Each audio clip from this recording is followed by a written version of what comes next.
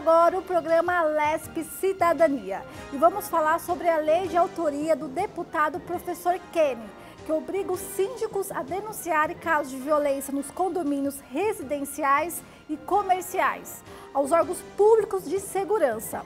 E para falar sobre esse tema, o doutor Wander Ferreira de Andrade, advogado. Tudo bem, doutor? Seja bem-vindo. Obrigado, Flávia. Convite honroso da TV Alesp, do programa TV Cidadania. Doutor, para começar o programa, eu quero que o senhor explique na prática essa lei do deputado Kenny, como que funciona? Muito bem. Para poder entender esta lei, que é uma lei estadual, nós devemos concebê-la numa visão mais ampla. Sim.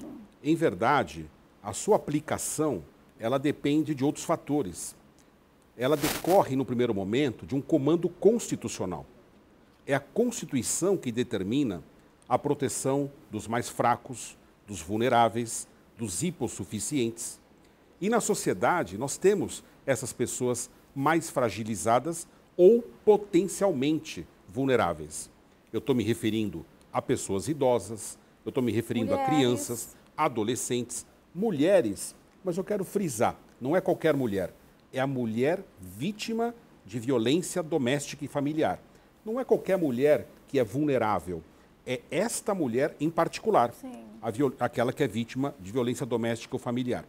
Então você tem um arcabouço jurídico que parte da Constituição, você tem leis estaduais e leis federais, nós destacamos aqui a Lei Maria da Penha, e nós temos diversos movimentos legislativos que decorrem da Constituição, por exemplo, o Estatuto da Criança e do Adolescente, o Estatuto da Pessoa Idosa.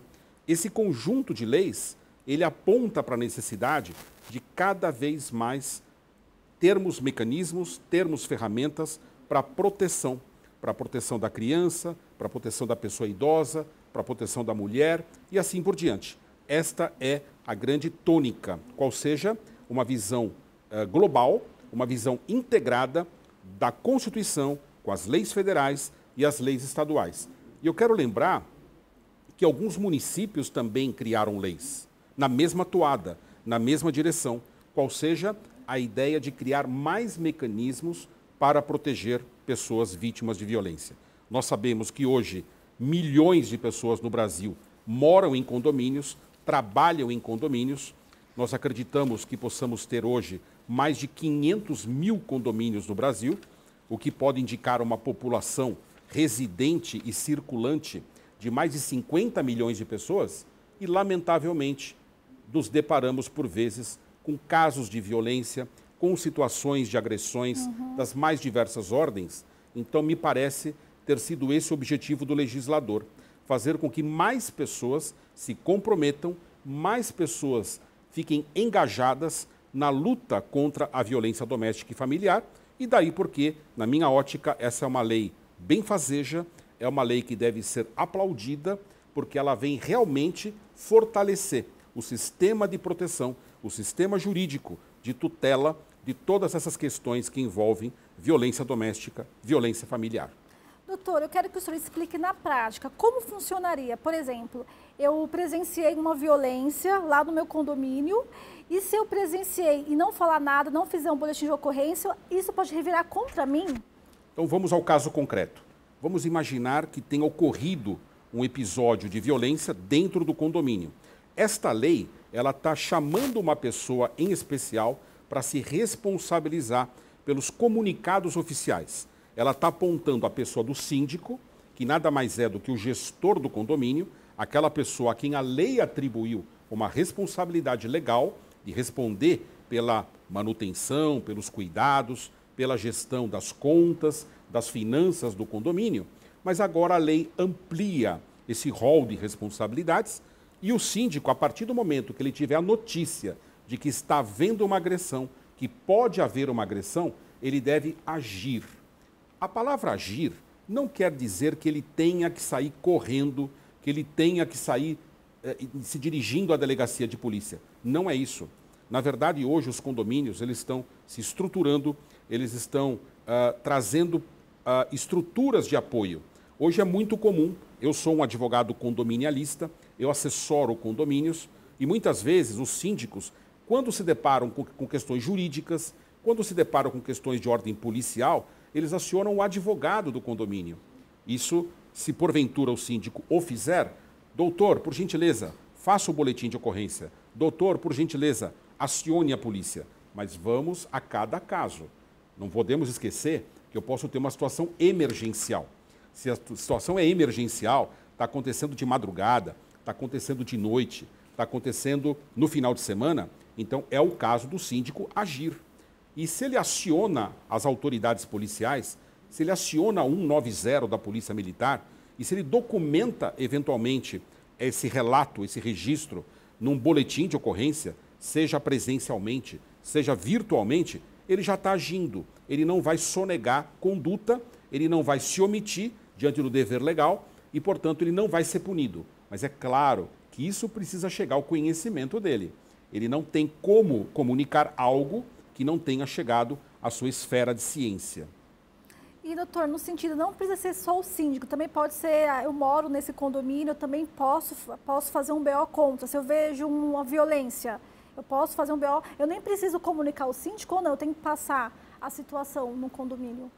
Essa lei estadual, ela não obriga os condôminos, os moradores, os residentes, os funcionários a agirem. Ela obriga tão somente o síndico. Sim. Ela concentra, ela personaliza na figura do síndico essa responsabilidade. No entanto, se nós formos investigar a nossa legislação, nós temos diversos dispositivos que obrigam o dever de solidariedade. Veja você, o artigo 18 do ECA, do Estatuto da Criança e do Adolescente, ele diz o seguinte: todos são responsáveis por qualquer atentado, por qualquer agressão, por qualquer violência que possa ser praticada contra a criança, em qualquer circunstância, na escola, na creche, também no condomínio. Então, na verdade, esta lei não diz respeito aos moradores, não diz respeito aos condôminos, mas é certo que eles também têm responsabilidade, porque, na verdade, a responsabilidade que nós estamos aqui evocando é a responsabilidade que decorre da solidariedade humana. Veja você que lá no Código Penal você tem um crime chamado omissão de socorro. Se você tem conhecimento de que alguém está em situação de perigo, você tem que acionar as autoridades, sob pena de praticar um crime. Isso existe desde 1940. Sim, então sim. Veja que é um conjunto de leis que vem, de alguma forma, reforçar esse dever de solidariedade. É triste a lei ter que nos obrigar a agir. Melhor seria que nós tivéssemos que fazer isso espontaneamente. No entanto, como sabemos que há quem se omita, então eu tenho que, de alguma forma, entender e compreender o porquê desta lei, particularmente hoje em dia, onde a violência também está acontecendo e de forma muito séria, de forma muito grave, de forma muito concentrada dentro das casas, dentro das residências. Então, quanto mais instrumentos, quanto mais ferramentas dirigidas à proteção das pessoas vítimas desses crimes, nós temos que enaltecer, nós temos que contribuir para que elas tenham concretude, eficácia e efetividade. E, doutor, como funciona a pena? Pois bem, eu mencionei há pouco situações do Estatuto da Criança e do Adolescente, do Código Penal Brasileiro, que são outros campos de atuação.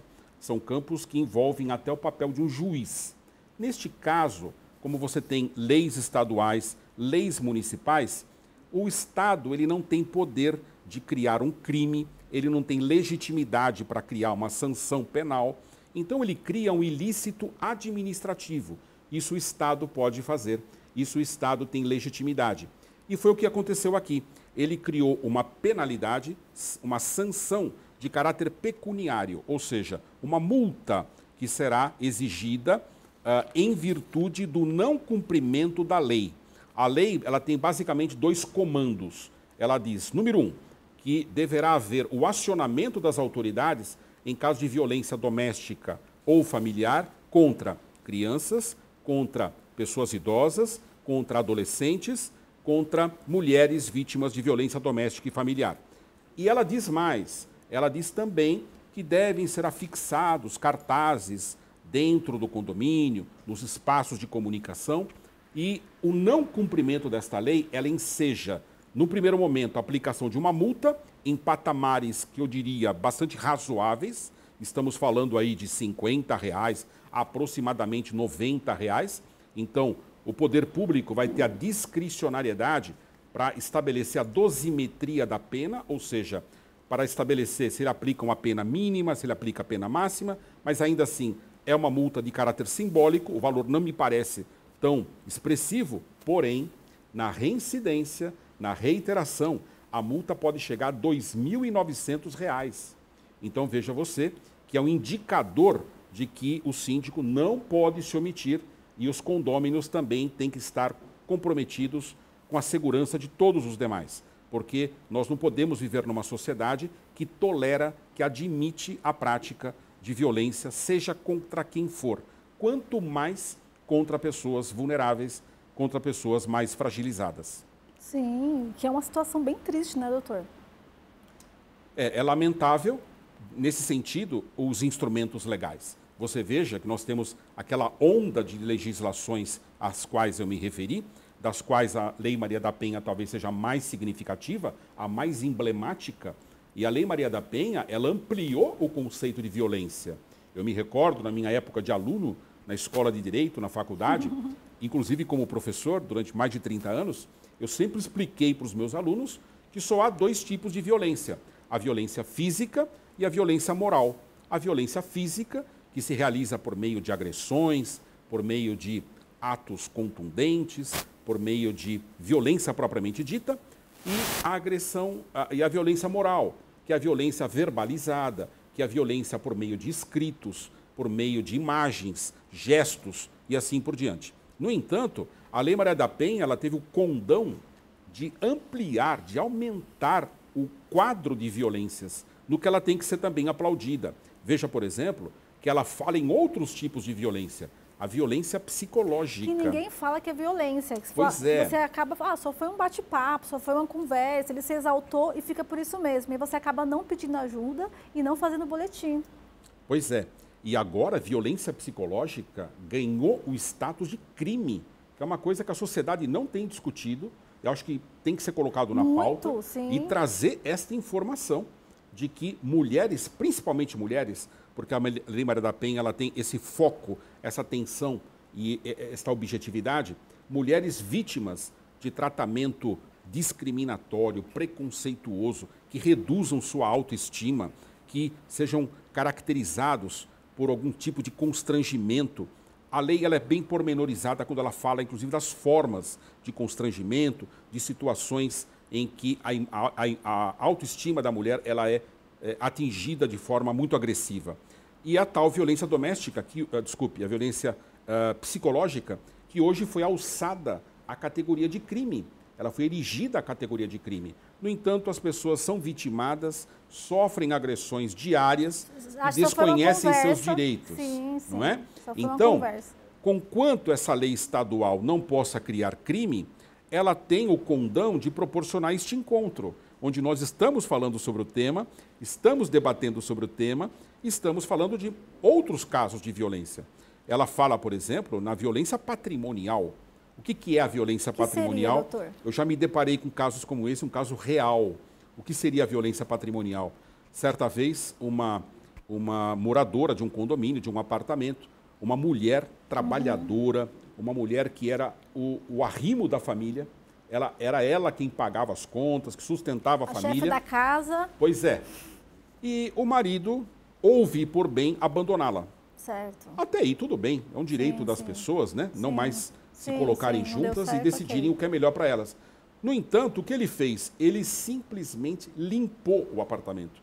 Ela chegou... Imagina você chegar depois de um dia de trabalho exaustivo, chegar em casa e não encontrar a mobília do quarto, não encontrar os móveis na cozinha. Ele simplesmente dilapidou o patrimônio, se apoderou de tudo. E aí você me perguntaria, mas Wander, ele não é dono da metade daquilo? Ele não poderia levar a metade? Em tese, sim. Mas veja que, neste caso, ele não se contentou nem mesmo em dialogar, em construir uma divisão equitativa daquele patrimônio. Não, ele entendeu por bem levar tudo. Imagina que essa pessoa tivesse apoderado do patrimônio constante das contas correntes. Imagina que ele tivesse se apoderado do patrimônio constante de contas de investimento. Isso acontece nos relacionamentos, muitas vezes, entre homem e mulher, entre pessoas do mesmo sexo, em relacionamentos afetivos em geral. E, por vezes, esse abuso de direito, porque não se pode permitir que alguém invada, transgrida o acervo patrimonial de uma pessoa desta forma tão desrespeitosa, configura também aquilo que a Lei Maria da Penha chama de violência patrimonial. E lá na Lei Maria da Penha fala-se em violência sexual, ou seja, os crimes sexuais como um todo. Estamos falando do crime de estupro, estamos falando de qualquer outro crime contra a dignidade sexual que está ali estampado também no Código Penal. Todos eles representam violência. Violência física, violência moral, violência patrimonial, violência sexual, violência psicológica. As 5 violências que estão, ou 5 modalidades de violência, que estão lá no artigo 7º da Lei Maria da Penha. Quando essa lei estadual ela vem falar em violência doméstica e familiar, nós devemos entender que são as 5 formas de violência. E, portanto, se porventura uma criança, uma pessoa idosa, uma mulher, uma pessoa com deficiência, e aqui uma crítica ao legislador, o legislador não se lembrou da pessoa com deficiência, está em tempo de se lembrar que ela também é uma pessoa vulnerável, também é uma pessoa que merece uma proteção especial. Claro, eles têm outras normas que os protegem, mas é importante termos uma visão mais ampla e não esquecermos que essas pessoas também merecem uma tutela e uma preocupação bastante especial, não só da lei, como daqueles que operam a lei. De nada adianta nós termos Constituição, leis federais, leis estaduais, leis municipais, se lá no condomínio o síndico não torna a lei concreta. Se lá no condomínio as pessoas não vão à polícia, não chamam as autoridades policiais. Sim. Doutor, na sua experiência, o que está faltando em relação a isso? Porque existe a lei, né? E muitas vezes a pessoa pode ter medo também de denunciar, porque de repente vai mexer com boletim de ocorrência, polícia. O que está faltando para... Isso acontece muito, Flávia. Você não tem ideia de quantas pessoas deixam de fazer reclamações, comunicações, cientificações às autoridades por medo de represália, por medo até mesmo daquilo que a gente chama de barulho do fato, né? O strepito judici, ou seja, o estrépito do processo, o medo de ter que ir a uma delegacia, de estar com o seu nome publicado num processo criminal, de se envolver. Há pessoas que têm realmente esse temor. Na nossa ótica, nós precisamos ter uma postura, uma reconstrução comportamental. Nós devemos nos reposicionar. Por quê? Porque isso envolve a cidadania, como está sendo discutida hoje aqui. Cidadania não é ter leis à sua disposição. Cidadania é ter leis e aplicá-las no caso concreto. As leis, quando são criadas numa casa legislativa, como esta aqui, elas são planeadas, elas são redigidas tão somente no plano abstrato. Para que elas se tornem medidas concretas, é preciso que alguém as acione, para que elas possam ter, de fato, aquilo que a gente chama de concretude, de aplicação concreta, e que possa gerar uma reeducação da sociedade. Então, essas pessoas que são agressoras, eu como advogado, eu sempre me coloco nesse sentido de fazer com que elas se empoderem, ou seja, elas criem coragem para realmente buscar uma responsabilização.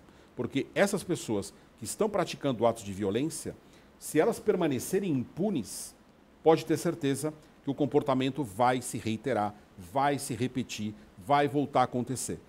A recíproca também é verdadeira, pode ser verdadeira. Elas podem se sentir intimidadas, podem se sentir, de alguma forma, preocupadas se porventura houver alguma ação contra elas. Eu tenho visto isso no caso concreto, nos condomínios. Quando as pessoas vão buscar os seus direitos, acionam a justiça, vão até a polícia, normalmente as pessoas passam a ponderar melhor. Veja que hoje algumas dessas agressões em condomínios e na vida em comum está acontecendo no plano virtual, está acontecendo nos grupos de WhatsApp, está acontecendo nos e-mails, está acontecendo também nas redes sociais. Portanto, vamos lembrar que no plano das leis federais já existe aí sinalização legislativa de fazer com que crimes praticados nesses ambientes virtuais tenham suas penas triplicadas. Não é o caso dessa lei estadual, mas é o caso das leis federais. Portanto, aquele que vier a praticar um crime contra a honra, calúnia, injúria, difamação, pelas redes sociais, pela internet, certamente pode ter a pena exasperada, pode ter uma sanção majorada, e é essa realmente a intenção do legislador, fazer com que esses novos espaços de prática de delitos também tenham uma resposta adequada do próprio sistema legal. Tudo para quê? Para evitar que isso aconteça. Sim. No entanto, paradoxalmente, o que a gente observa é que esses casos estão também acontecendo de forma exponencial.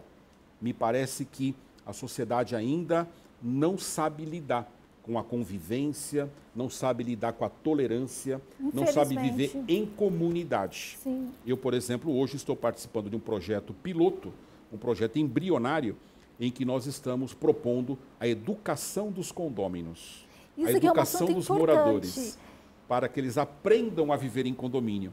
Muitos de nós saímos das nossas casas, da nossa vida individualizada, achando que podemos tudo, mas lá no condomínio tem que obedecer regras, tem que viver pensando no outro, tem limites que eu talvez não tivesse na minha casa individualizada, mas ali no condomínio, viver em comunidade significa ter que se curvar a regras, a normas, a própria vida comunitária, como a vida condominial exige que se faça.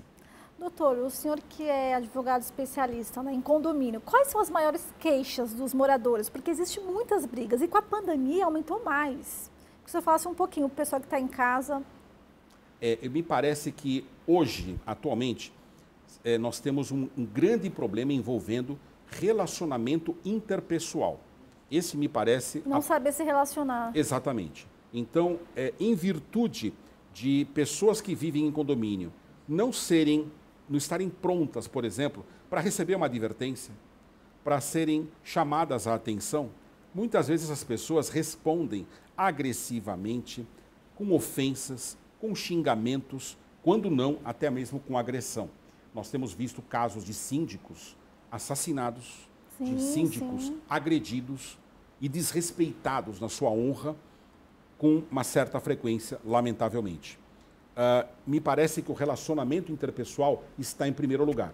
Mas nós temos tantos outros problemas que são aqueles sempre presentes nos condomínios. Por exemplo, os problemas associados a barulho, e aí também aquilo que eu falei, o fato de você não ter a vivência, ou pelo menos a postura voltada para a tolerância. Eu sempre digo, crianças choram. É da natureza de crianças chorarem. E, por vezes, crianças vão chorar à noite, vão chorar de madrugada. E crianças talvez não respeitem o regulamento interno do condomínio, até porque não o compreendem. Então, há de haver tolerância, mas não pode haver abuso. E há pessoas que não estão preparadas para viver em condomínio, colocam o som muito alto, praticam e realizam festas totalmente desproporcionais com aquilo que se exige do mínimo de convivência. E esses problemas que envolvem barulho costumam ser também muito sensíveis.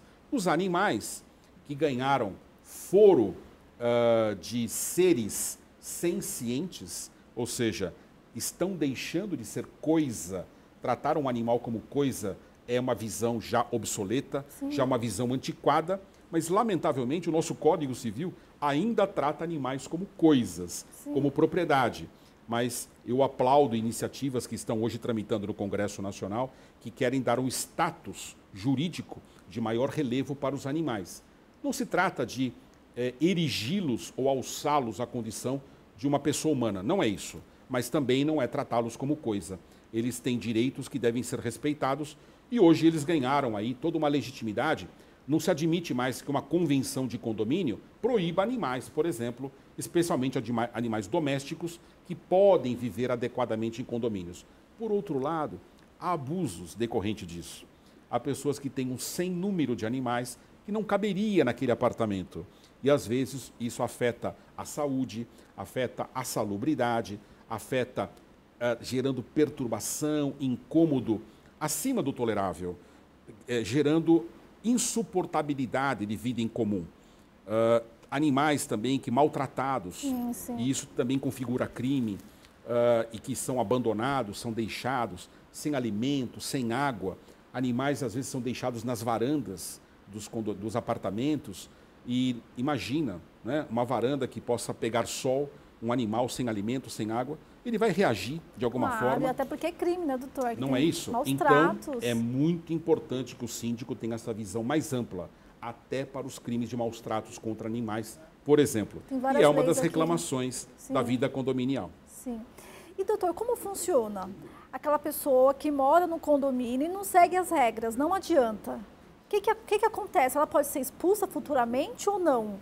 Muito bem. Esse é um tema bastante polêmico, porque se você buscar no ordenamento jurídico as possíveis penalidades de um condômino antissocial, que é aquilo que você chama, aquele condômino que já foi multado, que já foi advertido, que já foi sancionado de diversas formas, mas mesmo assim ele continua praticando transgressões, ele continua desrespeitando a coletividade e ele se apresenta como alguém que não está pronto para viver naquele universo, naquela comunidade.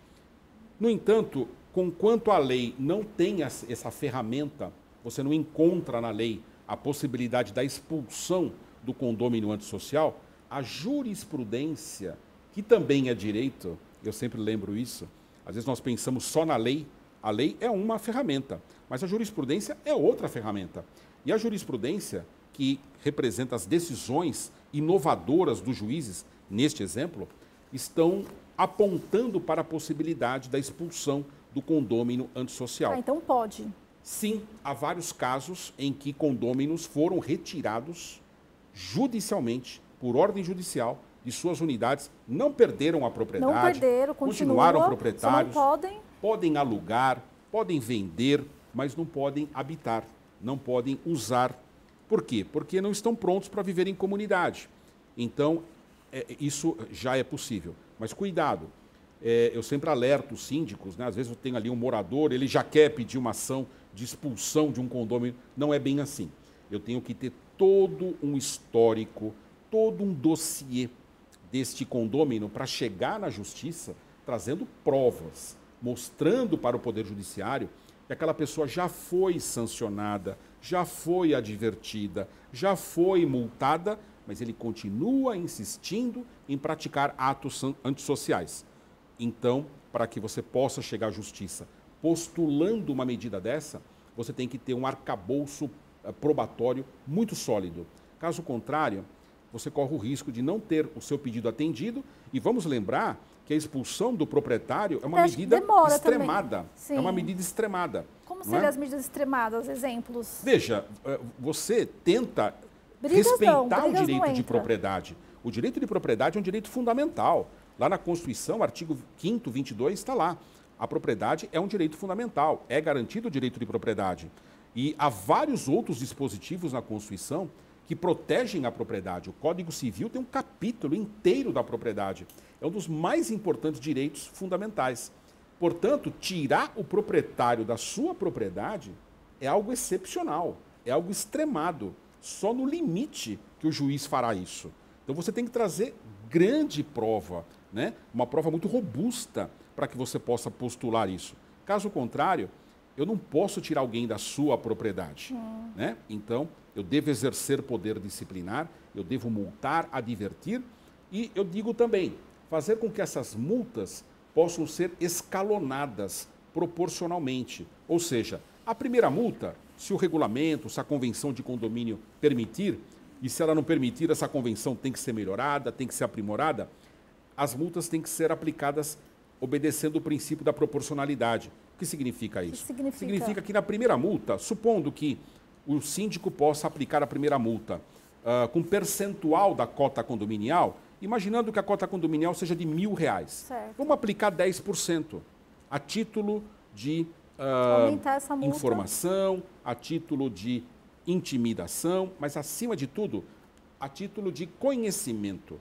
Ou seja, para essa pessoa aprender, um aprendizado, não é? E, claro, também com uma natureza punitiva. Mas na segunda vez que ele pratica a mesma transgressão, eu não posso mais aplicar 10%. Eu devo aplicar 20%.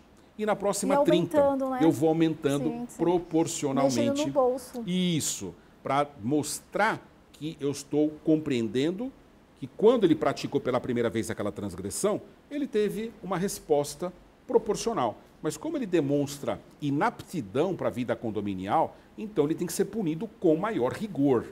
Não se deve admitir que ele receba também só advertências. Caso contrário, a pena ela se torna ineficaz, ineficiente, e isso acaba até estimulando o comportamento antissocial em alguns condomínios. Doutor, eu estou lendo aqui na pauta, tá assim, existem os dois lados, tem o lado do síndico e do morador. E quando o morador se sente desrespeitado pelo síndico? O ordenamento jurídico, ele não é feito para o síndico ou para o morador, ele é feito para a pessoa humana. É bem verdade que há dispositivos na lei que vão falar dos direitos do síndico, dos deveres do síndico. Há dispositivos no Código Civil que falam dos direitos do proprietário, os deveres do proprietário ou o condômino, se nós preferirmos assim chamá-lo. No entanto, se o condômino ele é vitimado, se ele é agredido, se ele é ofendido, ele tem os mesmos instrumentos, com uma diferença. Ele pode processar o condomínio, se porventura o síndico agiu no exercício do cargo, em razão da função. Imaginemos, por exemplo, que numa assembleia de condomínio, um síndico expõe um condômino publicamente, que é errado, como inadimplente, dizendo que ele não cumpre seus deveres publicamente, ele não pode fazer isso. Se ele assim o fizer, ele enseja, ele confere um direito a este morador de ingressar com uma ação civil por perdas e danos, postulando danos morais contra o condomínio. Olha que interessante. E o condomínio, se vier a ser condenado, ele poderá processar o síndico. Ele poderá entrar com uma ação regressiva, exercer o direito de regresso e processar o síndico, porque ele foi o causador, neste exemplo que nós estamos citando. Eu disse o síndico, mas caberia qualquer outra pessoa. Agora, é claro, se o morador ofende outro na assembleia... Isso eu queria saber, se é o morador, nesse sentido, quando a ofensa está naquela reunião do condomínio, a ofensa é do morador. Então é morador contra morador. Aí eu não posso chamar a responsabilidade do condomínio, a menos que alguém do corpo diretivo tenha contribuído, colaborado, participado, ou algum funcionário do condomínio também tenha participado. O condomínio é responsável pelos seus prepostos, pelos seus funcionários, e o corpo diretivo representa o condomínio. Portanto, se um deles age no exercício da função, acaba causando um dano à honra, xingando, ofendendo uma pessoa, essa pessoa pode entrar com ação contra o condomínio. Mas, se a briga se deu entre moradores ali na assembleia, então eu não posso, o condomínio nada tem a ver com isso. Essa pessoa vai ter que chamar mesmo a responsabilidade do agressor, do causador do dano, e não de qualquer outra pessoa. Sim. Então, na verdade, o condomínio ele não se responsabiliza pelos conflitos, resolve entre vocês. Podemos dizer isso? Eu tenho que ver cada caso. Eu sim. tenho que ver cada caso. Veja só, se o conflito ele é interpessoal, se o conflito é entre vizinhos, num primeiro momento, numa primeira análise, o condomínio, de fato, nada tem a ver com essa questão. O que não quer dizer que o síndico deva ser omisso. Sim. Veja que agora mesmo nós estamos falando que se houve violência doméstica, e a violência doméstica, olha que interessante, há um projeto de lei no Congresso Nacional, e eu aplaudo essa iniciativa, de fazer com que a Lei Maria da Penha e violência doméstica seja também entre vizinhos. Porque hoje a violência doméstica é concebida somente no âmbito da casa, no âmbito da relação familiar, no âmbito do plano da afetividade, mas não entre vizinhos. Ora, num condomínio, se houver discussões, brigas, pode ser que ela tenha um contexto de local, de domus, de domicílio também. Enfim, há um projeto de iniciativa lá no Congresso Nacional tramitando que parece que vai nessa direção. Então, eu vejo isso muito com bons olhos, né?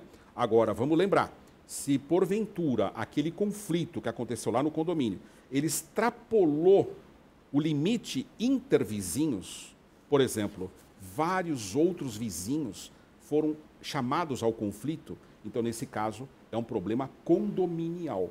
Ele deixou de ser um problema somente entre vizinhos para ser um problema condominial. Um exemplo, vamos imaginar que alguém faz uma festa na sua casa e ele incomoda todos os moradores do andar. O síndico não pode ser omisso.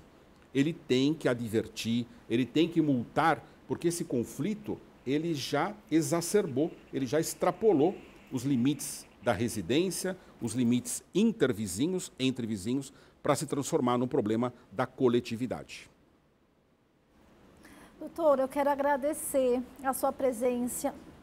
Muito obrigada pelos esclarecimentos, pelas informações, até porque a utilidade pública são informações importantes. Às vezes está no condomínio e você não sabe qual que é o certo, qual que é o errado, até para evitar, né, esses casos. De repente, briguei com tal pessoa, mas isso pode gerar futuramente um boletim de ocorrência também. Então, a gente discernir o que é certo e o que é errado. Tá bom, doutor? Muito obrigado. Você já está convidado para vir para um próximo programa. Eu que agradeço, Flávia. Parabéns pela tua excelente condução. E o Alesp Cidadania fica por aqui, para você rever os nossos programas na rede Alesp. E até o próximo programa. Até lá!